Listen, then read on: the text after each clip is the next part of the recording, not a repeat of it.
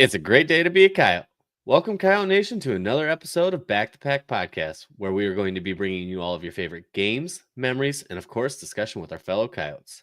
As a disclaimer, we have no affiliation to the University of South Dakota. This is a podcast ran by fans for fans. The ideas and comments do not represent the university. Our opinions are our own. Be sure to find us on Twitter at BackToPackSD. With that being said, let's jump in.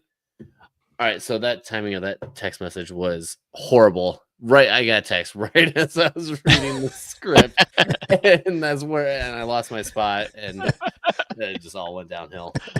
So you glitched out. Not a foreshadow. I thought you glitched out for a second, but we're good. We're good. I should have just let it say. Just went back to the internet.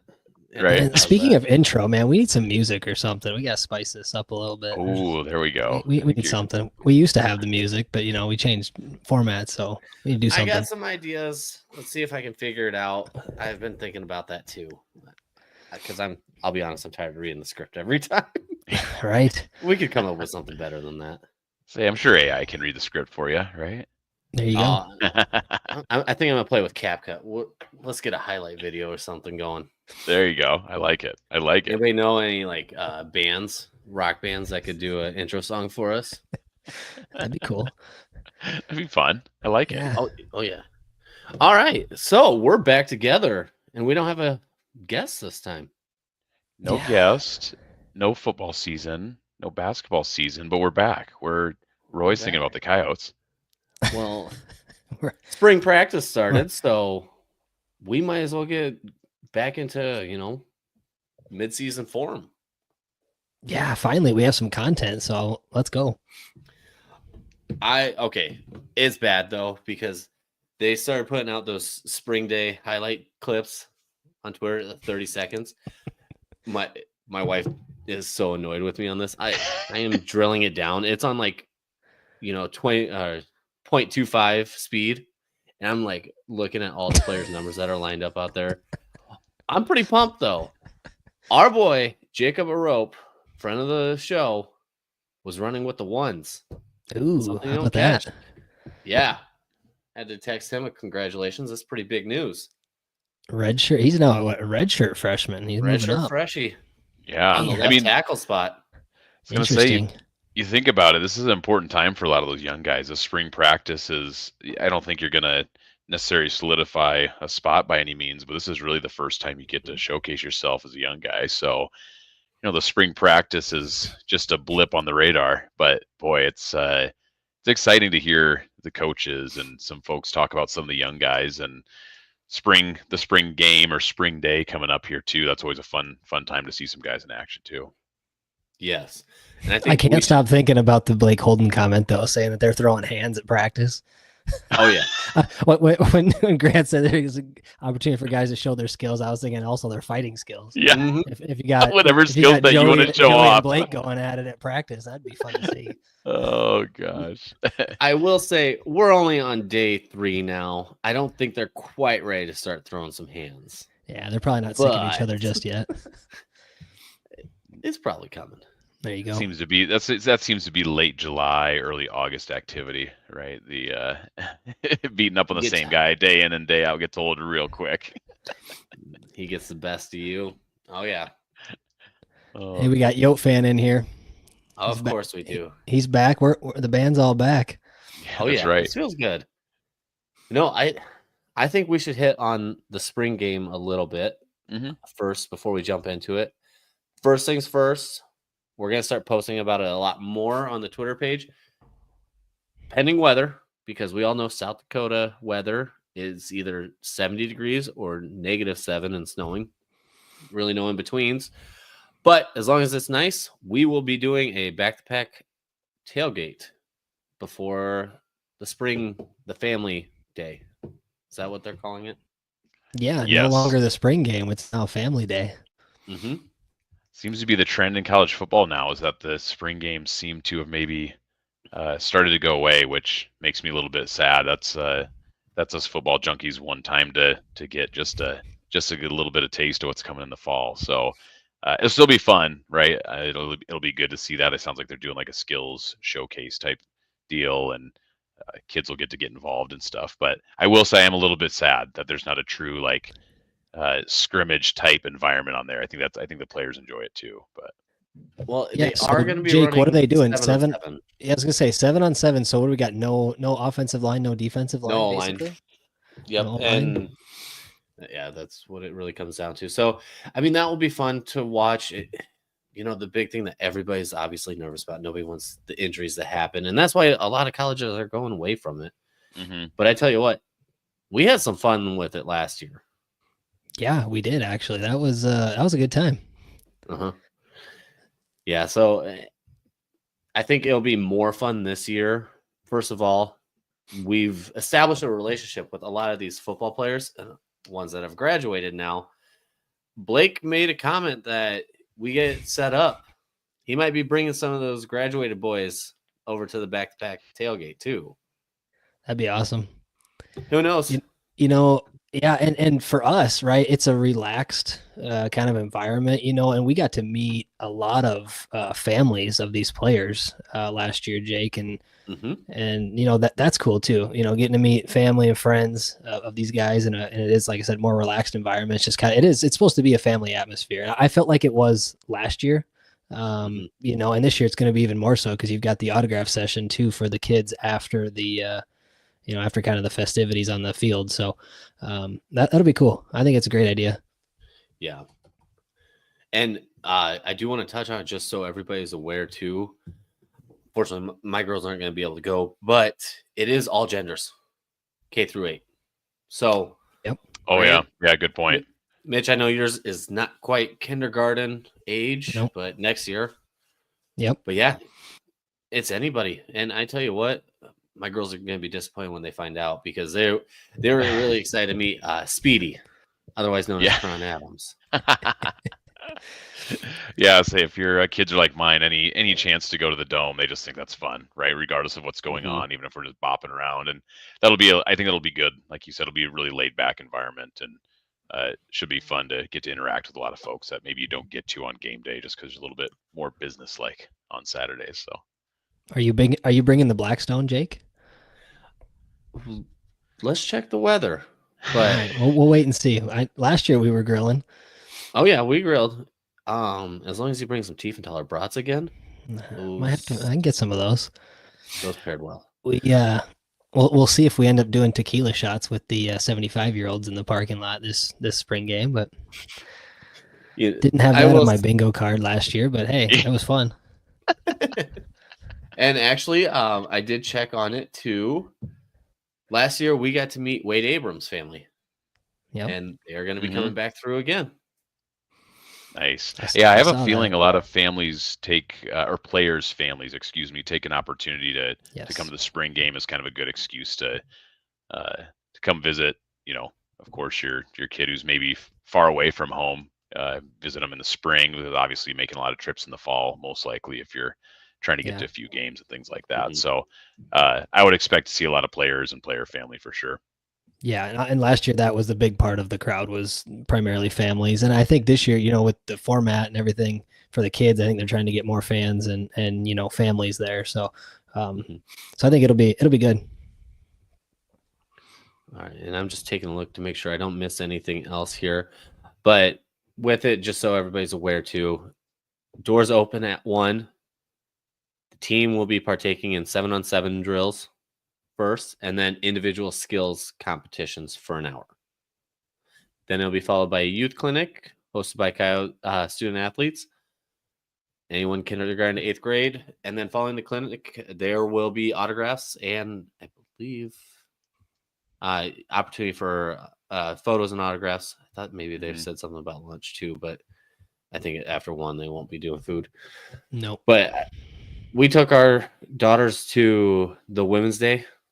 They did a great job there. So I think with them doing that, just getting more practice, it's going to be a lot of fun. Absolutely. Grant, are you going to be there? Are you planning on going? That's the plan. I'm still making the pitch to Ruby and Lily, my 2 daughters, on if they want to go or not. So they're kind of wishy-washy on it there. Since it's football, they're like, wasn't that for boys? I'm like, kind of, but this one's fine. Right. We're not gonna have the pads and helmets on. Nobody's hitting. Right. Right. Nope. Probably a little concerning if you're a 8 and 5-year-old girl seeing them hit it on Saturdays, going, wait a second, I'm not partaking in that. Right. But no, we should be there. So Good deal. And then also we had pro day yeah, Yes. yesterday. How about that? You have the list of guys in front of you, Jake? I'm pulling it up right now. But it was, I think the guys absolutely showed out. It was a very impressive day all around. All right, so I'm pulling up the list here. So we had Carter Bell, Jonathan Bunce, AJ Coons, Nick Gase, JJ Galbraith, Blake, Joey, Tevin, Tristan, Mo Newsome, Mike Reed, Dennis Shorter, Tice, and Keon Turner for USC participate in it. And yeah, I was going to say go ahead. I was just going to say 225 pounds is 33, like a really good number to hit. So just going to say that's insane. That's just out of control.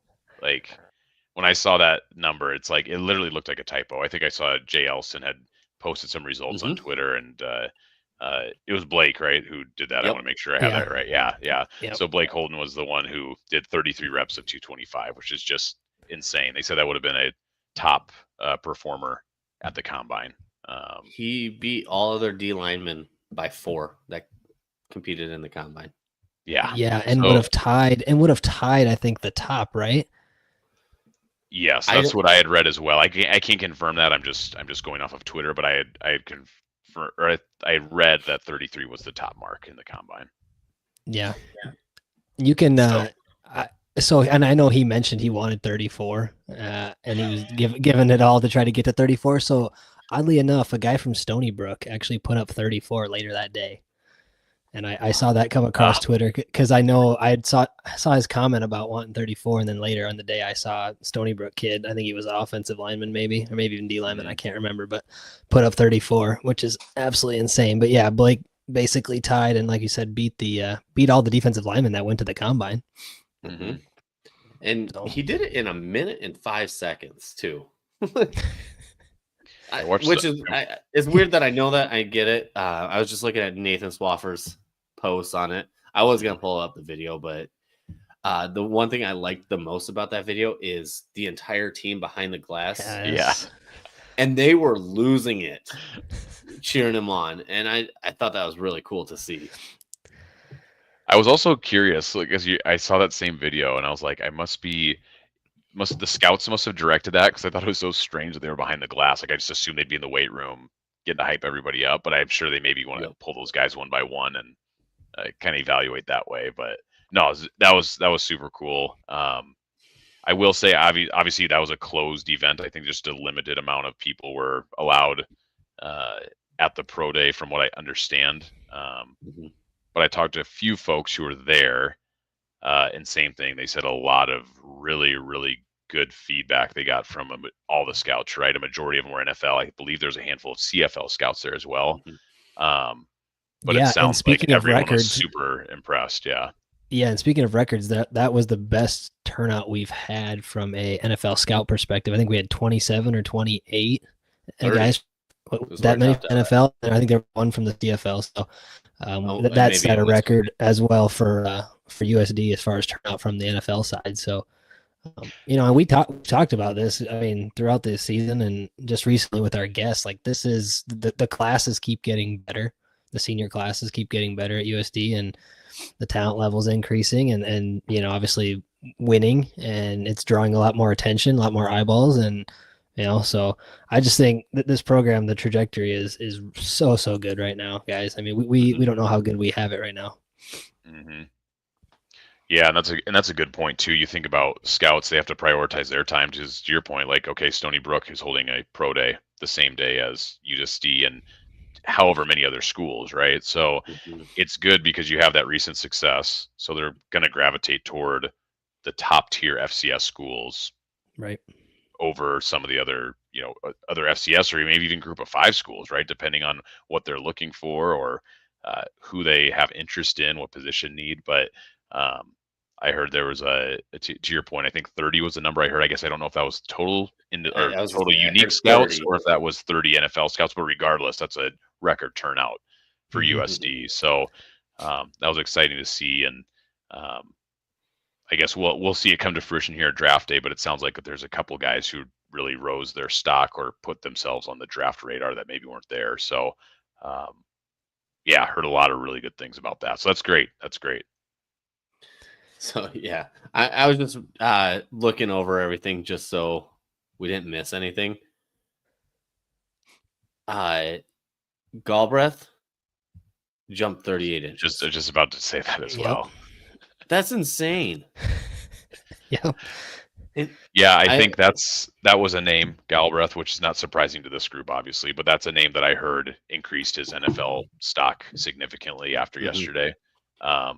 Just talking with a few of the guys that actually got to go to the pro day yesterday, they said that was the feedback that the scouts were giving, that he increased was probably one of the higher stocks going into it anyways, right? Just from the USD personnel perspective. So I was really happy to hear that. And then when you see a number like that, 38-inch vertical, you're like, oh, right. Yeah. That seems to make sense.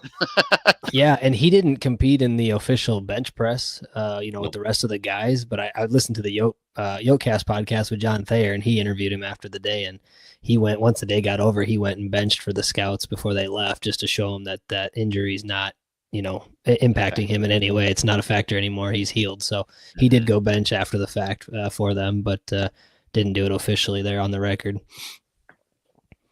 Interesting. So you guys got anything else you want to talk about on Pro Day? The only thing I want to say is just, we only got a taste of some of the numbers, right? We saw some tweets. We didn't get to see any of the official numbers from, the cone drill or the 40s or anything like that.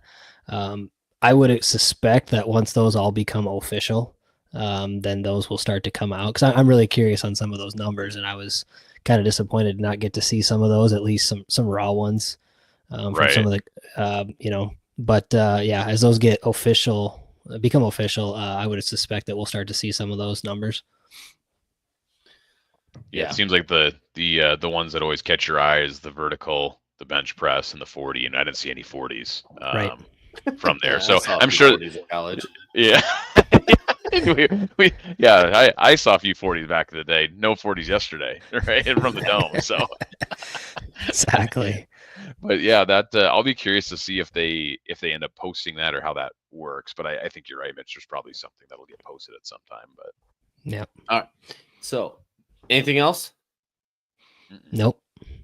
I'm going to actually change directions. I know we talked about what we were going to do tonight, but I think we're going to have a little fun. I'm going to throw you guys off track a little bit here.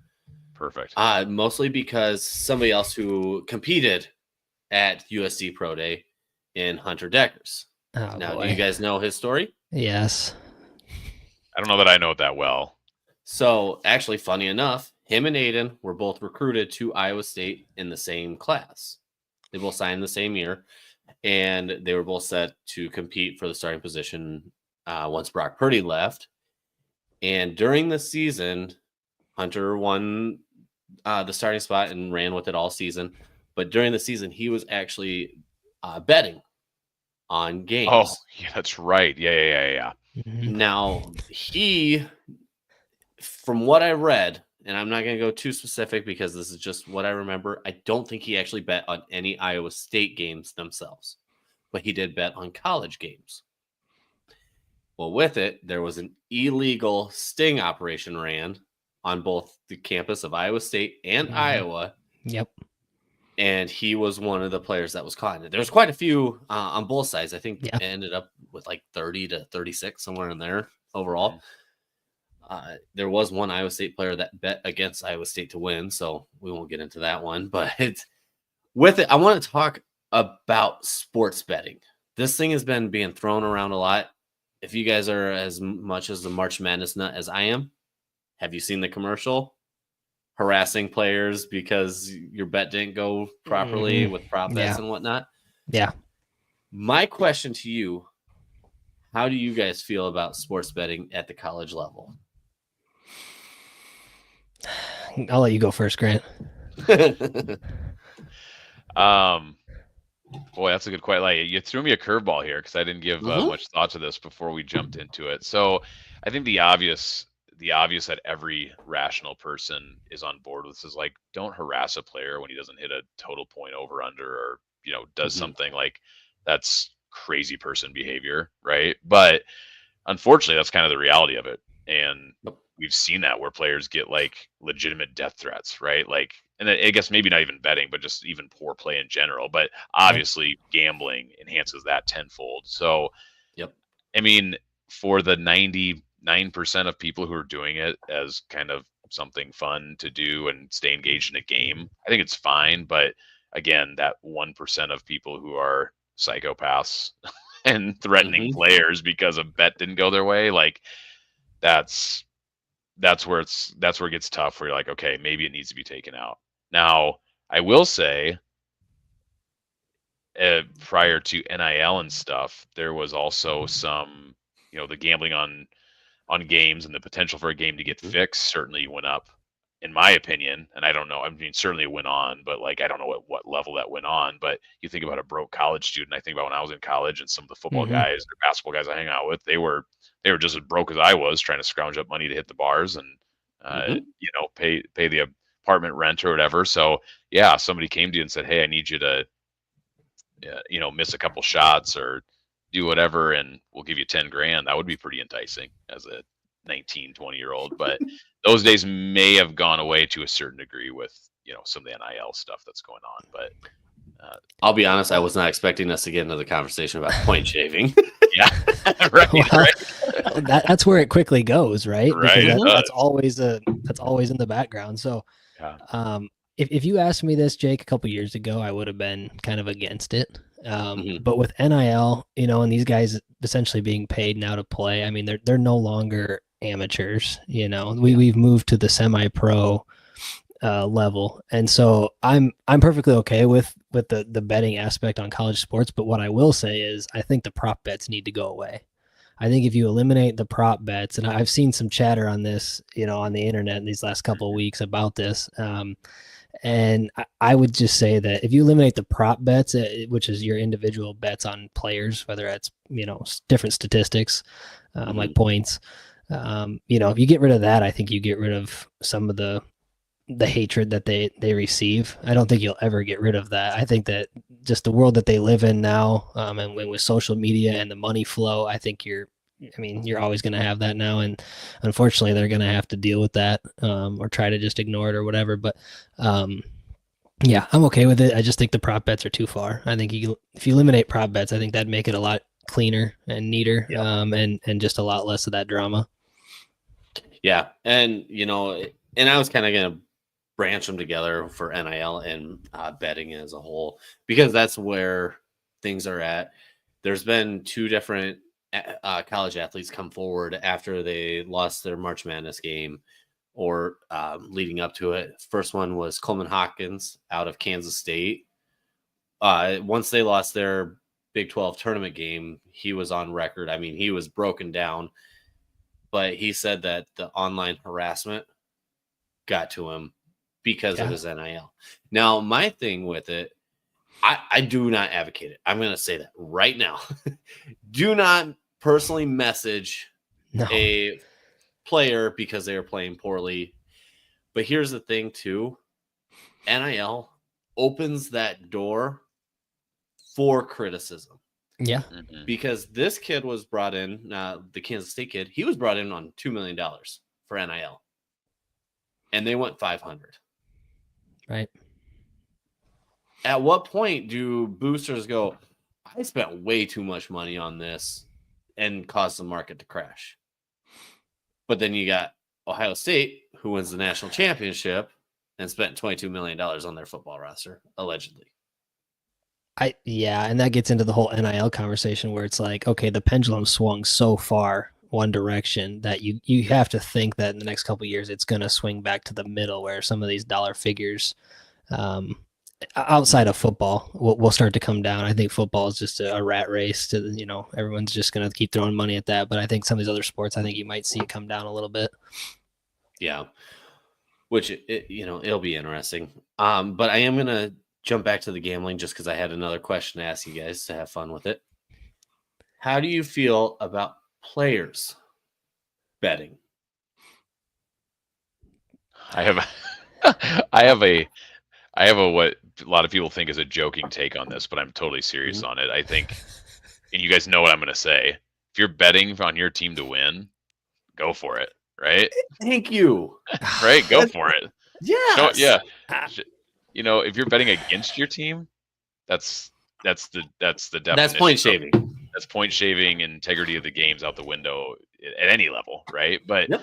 I don't know. I'm a big proponent. If you want to bet on your team to win and cover whatever spreads out there, like, go for it. Like, you can positively impact your team, and that I'm in for it. We just got to show us the slip before kickoff. Yeah, make sure you share it with the class. That's right. If you're gonna go down that route, then the NCAA needs to just be buried 6 feet underground and be done with it, because at some point, like we've totally gotten away from the student athlete part of this. And they're athlete students now. So I mean, are they even students at this point? I mean, I don't know. I think you have to draw the line somewhere, Grant, but I don't know that I agree with drawing it there. Yeah, I mean, if you're betting on your team, aren't you betting on your team every time you take the field, anyways? I mean, yeah, to a certain extent. Right. You're betting on yourself to win. Mm-hmm. Might as well put your money where your mouth is. Do the one thing where it's actually problematic, which doesn't seem it, is back to the prop bets, right? So it's like, yeah, it always goes back to that, because you got guys that are trying to get individual statistics, right, over a team success. Then you're right, and then getting the criticism for, when they don't hit it, because you got all these people that are wanting you to get it. Yeah, I think that just messes with the integrity. It's just all about the integrity of the game. Like, where are your morals? Where are your ethics? Where does your integrity fall? Everybody has to draw that line somewhere, personally. And obviously, there's legalities that exist now. But what you're saying is, you'd take it a little further. Yeah. I'm not willing to go there. I think it gets too messy. Yes. Could you imagine being that guy that messages the player to criticize them for not hitting their prop number, and the player messages back, dude, I'm mad too. I missed out. Yeah, I missed it too, right? I know. Me and a couple buddies were just talking about this. We were like, oh, you should be able to bet on your own prop over. I'm like, no, because basketball, for example, guys wide open under the basket for easy layup, and you think, I'm going to chuck one up because I'm only a couple points short of that over under, and might get to do it again. So there's the ultimate is funny too. It's obviously an all or nothing deal, right, with that type of stuff, but it's so delicate, right? Like, that's why the NFL is psycho about it, and that's why Decker's got, exiled basically immediately, right? Is that as soon as the integrity of the game is questioned in any fashion, then the whole interest of the sport and everything kind of goes out the window. Like, if you think the games are fixed, why would you watch it, right? Don't get me started. Mitch, don't get me started on this. Do not get me started on that. We'll be here all night. So I will say this, just to add, because you brought up Decker's up again, and as a piece I forgot to mention, he did bet, but the legal, or where he got in trouble, because all of their charges about betting were wiped because of illegally obtained evidence. He got in trouble because he used his parents' information to set up an account because he was under 18. Right. At the time. Yep. I remember that part. And so that's where he ran into legal issues, and he tried to play it off as, well, no, that was my parents making the bets. But all of the bets were placed in names. And honestly, Mitch, you guys are pretty close to being neighbors, honest. Not far from his hometown. Yeah, he's he's Haywarden, isn't he? Mm-hmm. I remember, yeah. So but no, it's a slippery slope that is unfortunately a topic that we have to worry about now. And yeah, I mean, it's certainly not going away, right? You've covered the Pandora's box already been open on that, and certainly nobody's going to be willing to Right. to not have a money making opportunity on it. But I think looking back, like Jake called it a sting, from the NCAA, and I truly think that they were trying to make an example, that they were using those two schools to make an example, to make sure that this didn't get out of control. Well, and it wasn't a sting by the NCAA, just so everyone's aware. It was an associate of the Iowa's Attorney General. Yeah, that's right. It was the state. Yeah, it was state. It was all very dumb, and it's a wild case. And honestly, if Netflix or ESPN did a 30 for 30 on it, I would definitely watch it because yes, it'd be an interesting storyline. yeah, sure. I will say the one thing that made me, I just was thinking about this. I was kind of laughing as I was thinking about it as well. But like, we go back to allowing players to bet on the team. How, just thinking about how funny it would be to see a tweet from, Aiden Bauman, like 2 hours before kickoff being like, yo, it's -7, let's roll. That would just be the wildest thing to see. But I know it'll never get to that, but that cracks me up thinking about that. Okay, it would be funny though if they all just gave us betting advice. They just threw it on their Twitter. They never actually set up their own accounts or anything. Like, hey, FYI, I really think we'll go for 14 plus on these guys. It's all just dangerous. It's all there. NIL is really opening a lot of opportunities for fans to interact negatively towards players. And if you're going to take one thing from tonight's show, though, do not message the players. Right. At all. Honestly, I feel weird just messaging them, asking them if they want to join us for a podcast episode. Like I was just going to say, if you want to talk about them, just start your own podcast and you can rag on them all you want or whatever. But don't message them directly. Good Lord. Yeah. Hey, we don't rag on them. Yeah. No, that's what I said. I said that it's that 1% that's just outlandish on it, but it's still a problem. But all right. Well, you guys got anything else you want to hit on? Say, I'm feeling pretty good.